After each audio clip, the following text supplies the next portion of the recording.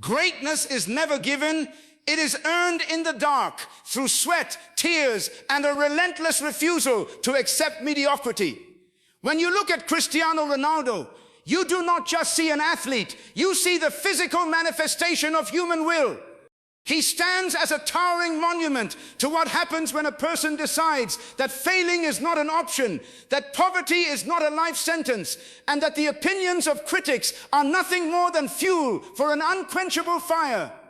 To understand his story is to understand that you too possess the capacity to transform your reality through sheer, uncompromising discipline.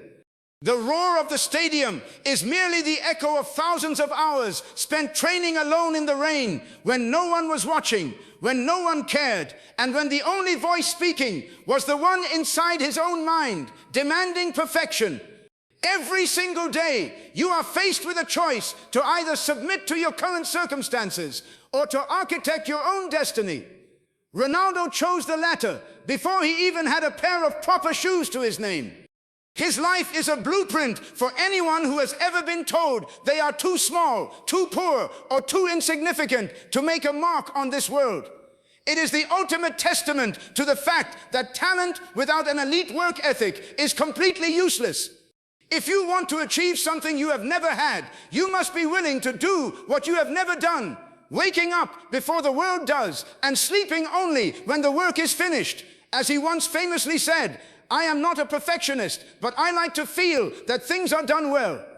More important than that, I feel an endless need to learn, to improve, to evolve. Before the bright lights of Madrid, the historic nights in Manchester, and the global adoration, there was only Santo Antonio, a destitute neighborhood in Funchal on the island of Madeira.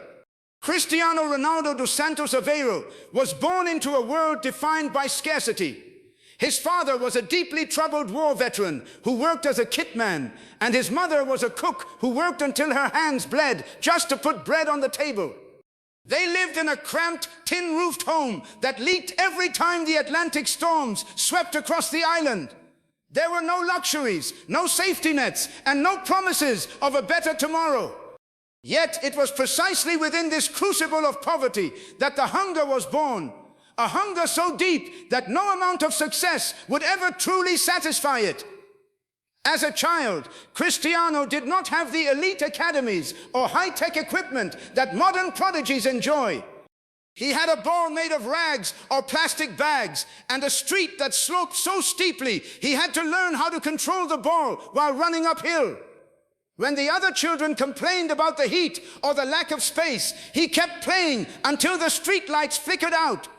His peers called him a crybaby because tears would stream down his face whenever he lost or when his teammates failed to pass him the ball. Even then, his relationship with losing was pathological. He hated it with every fiber of his being. That emotional intensity, which many misconstrued as weakness, was actually the early ignition of a competitive fire that would eventually burn through the entire sport of football. His mother, Dolores, recalls a boy who would escape through his bedroom window with a football under his arm when he was supposed to be doing homework. He understood intuitively that his education would not come from textbooks, but from the concrete streets where survival meant being faster, sharper, and tougher than everyone else. When you feel trapped by your environment, remember that Ronaldo did not wait for the perfect conditions to build his dream. He used the very bricks of his hardship to pave his path out of Madeira. He transformed his lack of resources into an abundance of resourcefulness, proving that where you start has absolutely no bearing on where you can finish if your vision is clear enough. At just 11 years old, Cristiano had to make a sacrifice that would break most grown men. He left his mother, his siblings, and his island to join the Sporting CP Youth Academy in Lisbon. Imagine a child stepping onto an airplane alone, leaving behind everything familiar to enter a hyper-competitive environment where he was viewed as an outsider. When he arrived, the boys from the mainland mocked his thick Madeiran accent, rendering him isolated and deeply lonely. He spent his nights crying into his pillow, desperately missing the warmth of his home, feeling the crushing weight of a city that felt cold and unforgiving. He later reflected on this painful era, stating, "I cried every day because I missed my family. It was the most difficult time of my career, but it made me grow up so much faster." Instead of letting the isolation destroy him, Cristiano used it as a shield. He realized very quickly that in the academy, nobody cared about his tears. They only cared about his performance. He was naturally skinny, a frail winger who coaches worried would be bullied off the ball by larger defenders. Rather than accepting this physical limitation, he took matters into his own hands. In the dead of night, when the academy doors were locked and the security guards were asleep, an 11-year-old Ronaldo would sneak into the gymnasium. He would lift weights in the dark, doing push-ups and sit-ups until his muscles screamed, driven by the absolute conviction that he could build a body capable of enduring anything. An extraordinary piece of history from his Lisbon days highlights this madness for self-improvement. The academy staff, worried about his physical development and sleep deprivation, literally put padlocks on the gym doors to keep him out.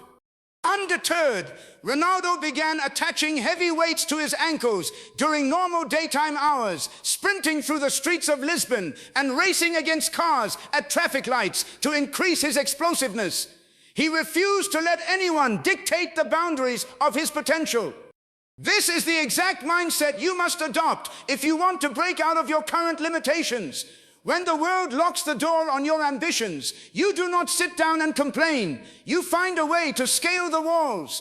By the time Sir Alex Ferguson witnessed an 18-year-old Cristiano Ronaldo tear his Manchester United defense apart during a pre-season friendly in 2003, the boy had become a force of nature. The United players were so bedazzled by his footwork that they implored their manager to sign him before leaving Portugal. When he arrived at Old Trafford, he was handed the legendary number 7 shirt, a jersey previously worn by icons like George Best, Eric Cantona, and David Beckham. The pressure was immense, sufficient to crush an ordinary teenager, but Ronaldo welcomed it with open arms. He did not want to just sit at the table of greatness, he wanted to sit at the head of it. In his early years in England, he was criticized for being too flashy, a player who preferred stepovers and tricks to actual goals and assists. The English Premier League was brutal, physical, and unforgiving. Defenders routinely hacked him down, trying to break his spirit. Once again, the response was not complaints, but an escalation of effort.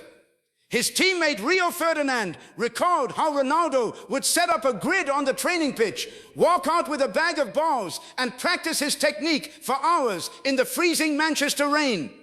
He hired personal coaches, nutritionists, and sleep experts long before it became a standard practice in the sports world. He was treating his body like a multi-million-dollar corporation. He famously declared, "Your love makes me strong. Your hate makes me unstoppable."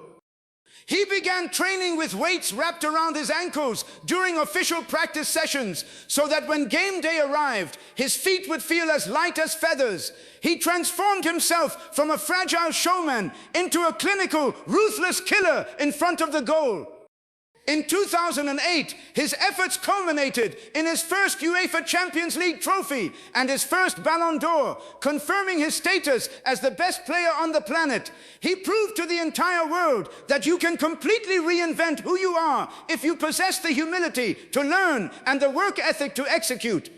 In the summer of 2009, Cristiano Ronaldo completed a world record transfer to Real Madrid, stepping onto the pitch at the Santiago Bernabeu Stadium in front of 80,000 screaming fans. He had reached the absolute pinnacle of the footballing world, yet his response was to work even harder.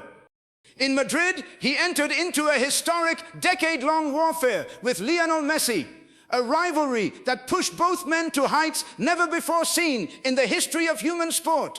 Every single weekend, if Messi scored a hat-trick, Ronaldo would step onto the pitch the next day determined to score 4. It was a beautiful, terrifying display of two titans refusing to yield an inch of ground. During his 9 years in Spain, Ronaldo achieved a statistical impossibility, scoring 450 goals in 438 games. He won 4 Champions League titles, including an unprecedented 3 in a row, rewriting every record book in existence. But what the cameras did not show was his routine after those magical European nights. While his teammates would head out to celebrate a massive victory at 3 in the morning, Ronaldo would go straight to the Real Madrid training ground. He would submerge himself in an ice bath to kickstart his recovery process, followed by a physiotherapy session, ensuring his body was ready to go again by sunrise. He operated under the belief that I don't have to show anything to anyone. There is nothing to prove. This level of discipline is almost frightening to the average person, but that is precisely why he achieved results that are far from average. He understood that staying at the top is infinitely harder than getting to the top. When you achieve a small victory in your life, do not use it as an excuse to slack off and celebrate. Use it as a launch pad to demand even more from yourself. Ronaldo's time in Madrid proved that true greatness is not a destination. It is a permanent state of high-intensity execution. When most players hit their 30s, they begin to accept the natural decline of their bodies. They move to less competitive leagues, reduce their training intensity, and prepare for retirement. But Cristiano Ronaldo is not most players. When he moved to Juventus at the age of 33, medical tests revealed that his body had the biological markers of a 20-year-old athlete with 7% body fat and an extraordinary muscle mass. He was still out-jumping defenders 10 years younger than him, floating in the air like a gravity-defying acrobat to score breathtaking headers. His subsequent return to Manchester United and his later move to Al Nassr demonstrated that his passion for the game and his hunger for goals remain completely untouched by time. Even as he pushes deep into his career, his pre-match preparation and post-match recovery remain as strict as they were when he was an 18-year-old kid trying to make a name for himself. He continues to break international scoring records, proving that age is nothing more than a number when your mind remains sharp and your discipline remains absolute. As he stated late in his career, I still love football. I love to score goals. I love to win. I will keep playing until my legs say, Cristiano, it's over. Until then, I will continue to fight. Think about the longevity of this mindset. It is easy to be motivated for a week, a month, or even a year when everything is going well. The true test of your character is whether you can maintain that exact same burning intensity for decades through injuries, personal tragedies, systemic changes, and the simple wear and tear of life. Ronaldo's late career dominance is a powerful reminder that you should never let society tell you when your peak is over. You decide when you are done, and not a moment sooner. To live like Cristiano Ronaldo means to adopt a code of conduct that leaves absolutely no room for excuses. It begins with the concept of radical accountability. If he misses a penalty or loses a match, he does not blame the referee, the grass, or his teammates. He looks squarely in the mirror and demands better from the man looking back. He has mastered the art of transmuting negativity into gold. Throughout his career, stadiums across Europe have booed him, jeered him, and insulted his family. Instead of shrinking under the pressure, he smiles, absorbs the energy, and uses it to score the winning goal. He understands that public opinion is fickle, but internal standard is permanent. The secret to his success is not a hidden magical talent. It is the automation of boring, repetitive habits over a lifetime. It is the commitment to eating clean meals every day, avoiding alcohol, sleeping in structured cycles, and stretching when your body feels like lead. It is the willingness to be bored by consistency. Most people fail because they are looking for a shortcut or a sudden burst of inspiration.